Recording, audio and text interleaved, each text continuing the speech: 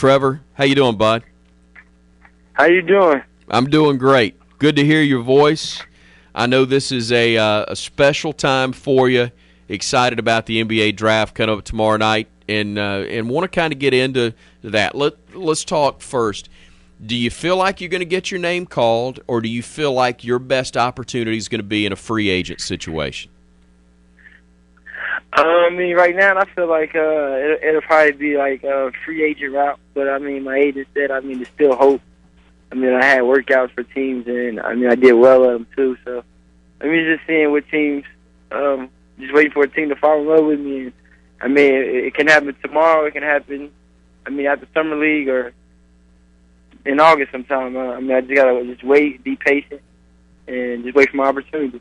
And that's part of it, too, that, Trevor, people don't follow it closely, tend to forget. We're only talking 2 rounds now for basketball. This is not football where you have several rounds, baseball where you got 30-plus. Sports are different. The numbers are different in the game, and so the NBA only has 2 rounds in the draft. So it's not what it may seem if you don't get your name called there. That phone's probably ringing throughout the course of the night, isn't it? Yeah, that's my agent. I know he's going to be working hard for me, even if my name don't get called. And, I mean, he said there's a possibility that even after the draft, I mean, teams would start calling for summer league, and even teams just they want to pick me up in free agents if I have to go that route. And he's just saying stay positive throughout the process because, I mean, I should be in a good position to play in the league.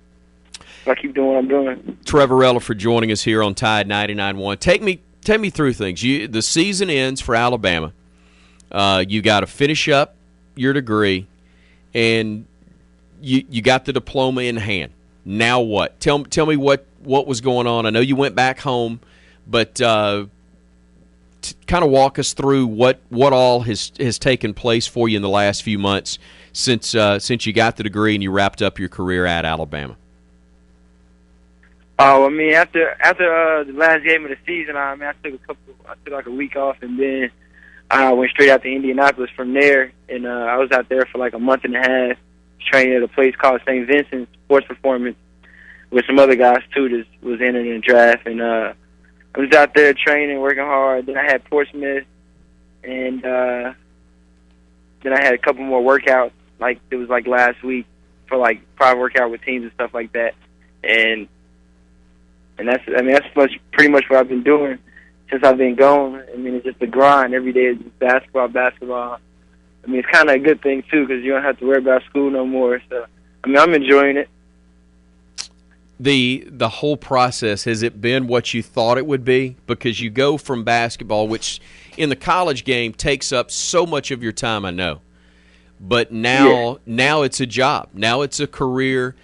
It's not school. There's no study hall. It's basketball 24/7. It's what you dream of, but has it been what you thought it would be to this point?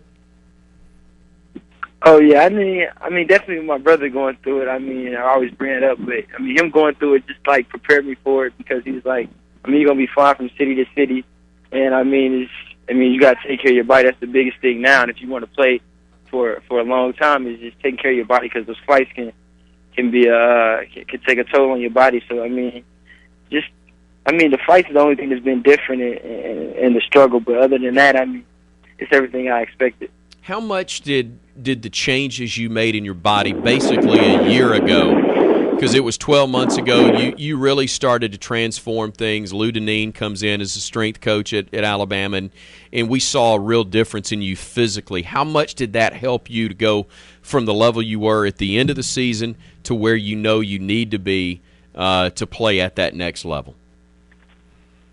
Oh, I mean, Coach Lou helped me out with my body. I mean, he showed me a whole different side that I didn't know I had there, a different burst. I was able to play longer without foul trouble, and I mean, it just helped my game out overall. And I mean, I was able to do more things that I just wasn't able to do the years before, just because I would always end up hurt, just because I wouldn't take care of my body. And then once he got there, it just changed a lot. And now I can see that I'm able to play against like bigger guards and at the height I'm at, just because of like how strong I got last year and how much quicker I am a year ago to now. So, I mean, it's always helped me. I mean, your body that's the biggest key to be an elite guard. You gotta be in shape. You gotta be able to push the ball at the point guard spot too without getting tired and outlasting your opponent. So I mean that's the biggest key for me, and that's what I've been working on a lot. Talking to Trevor Releford, one of the best ever to play basketball at the University of Alabama, getting set to start his professional career.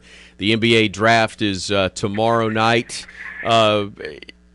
When you're watching that, and again, you know your name's not going to be called early, but when you're watching it, are you watching it as a fan, do you think? I mean, it's got to be pretty cool to know that whether your name is called or not, Trevor, you're in that mix, you're in that pool, you're in that discussion for the first time after you've watched this thing, I'm guessing, since you were probably about 5 or 6 years old.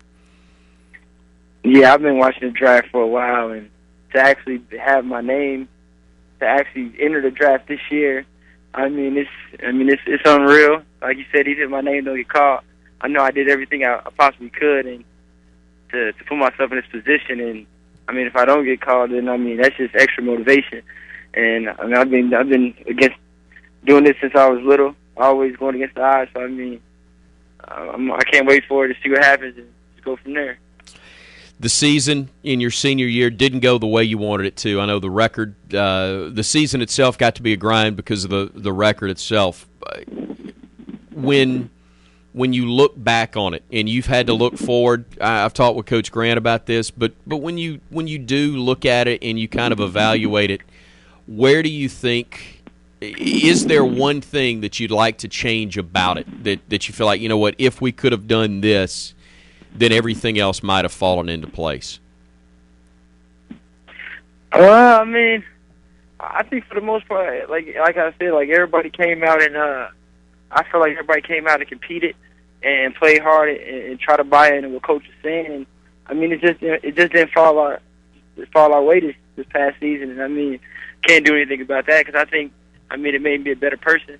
You know what I'm saying? Because in the past, I probably couldn't handle losing like that. And I mean, no one really wants to handle losing. Everybody wants to win. But I think it just made me just appreciate the game more and just know that, I mean, you gotta work hard every day or things like that can happen. And I mean, it just got me ready for this process coming up and just knowing that don't get down on yourself, just keep pushing. And that's what that season was basically about. And I wouldn't change anything about it. I wish we could have won. Two guys that were maybe the closest on that squad, you and Carl Engstrom. Carl's moving on as well. Do you talk to the big guy? How's he doing? What's going on with Carl? Oh yeah, I talked to him a couple weeks ago. I mean, he's doing good. He's just training too, and just trying to get ready for Euro or wherever he ends up next year, and he's just getting ready to play overseas and be a pro as well. How about two guys that redshirted last year, in Michael Kessens and Ricky Tarrant? Fans have heard about them. They haven't seen them. You went against Ricky in practice. You went against Ricky as a player at Tulane. Tell us what we're going to see from those guys this year and how much of an impact you think they're going to have on the season. Oh, those two guys right there. I mean, I don't want to put too much pressure on them, but I mean, they got a bright future next year. And I mean, going against Ricky every day made me the player I am right now. I mean, we competed. I mean, he's an elite guard too, and Mike, he's going to be a problem in the SEC as well, and all the new additions they have too. I mean, I think it's going to be probably one of the best years next year for Alabama basketball with the talent they got coming in and with the players they redshirted last year. Sky's the limit for them guys. I know it ain't exactly convenient. You've been busy. Have you been back? Have you had a chance to see those guys at all since they got back and started working together over the summer? No, I haven't got a chance to go back in, but I'll probably go back at the end of July for a little bit, see those guys and play with them and stuff like that. Didn't get as many postseason games, NCAA tournament games for you as we'd hoped, but you had some great moments. The trips to the Garden, getting into the NCAA, some big shots, some game winners. Is the one you're always going to remember most, though, maybe the 60-footer to beat Georgia?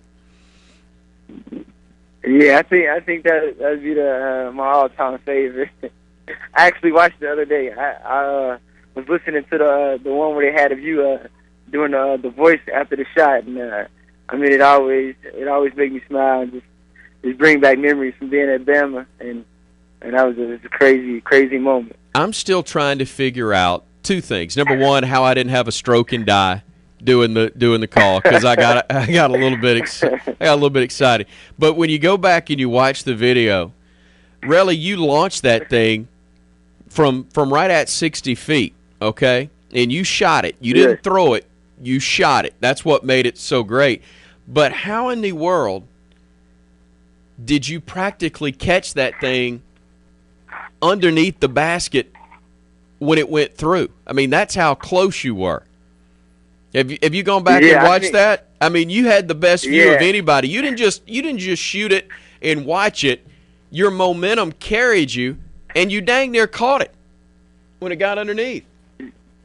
Yeah, I think that's what allowed me to get the shot off so easily like that, and like it was able to shoot it because when I shot it, I kind of was like, it was like a runner, and I just kept following it. So I shot it and just kept following it, and it just ended up. And then like once it got close, I kind of realized it had a great chance of going in, and then I just was like, I didn't believe it, and then I just looked up to the crowd and was like, man, it's really happening. How's your family doing? Everybody excited about what's next for you? Yeah, everybody's excited. My mom, she can't wait to see what happens. She's gonna try either way, and I mean that's the biggest thing. And my brother, he'd be here too to watch. So, I mean, if they do get caught, that'd be a great moment for the both of us.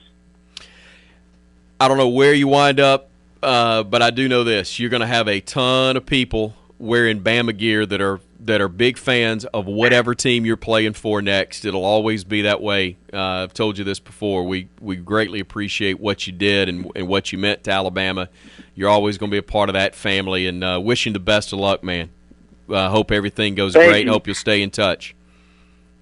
Thank you. I appreciate that a lot, and I always stay in touch. Alabama like my second home, and I never forget that place at all. So I keep in touch, and I see you around. You got it. Thanks so much, Trevor.